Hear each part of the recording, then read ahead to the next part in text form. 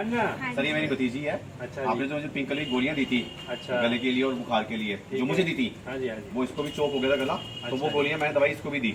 Very good. In fact मेरे से ज्यादा असर इसको कर गई। मेरे को फिर 2 दिन लगे थे, इसको 1 दिन में ही सब कुछ ठीक हो गया। ओ और एक ही दिन में गला ठीक हो गया। बस इसको मैंने कहा था कि 1 घंटे में रिपीट कर ले 3 गोलियां, अच्छा। लेकिन 1.5 घंटे में रिपीट करते रहे और ठीक हो गया। और अब इसने वो दवाई जो थोड़ी रखी हुई थी वो इन्होंने अपने फूफा जी को भेजी, टच हो गई।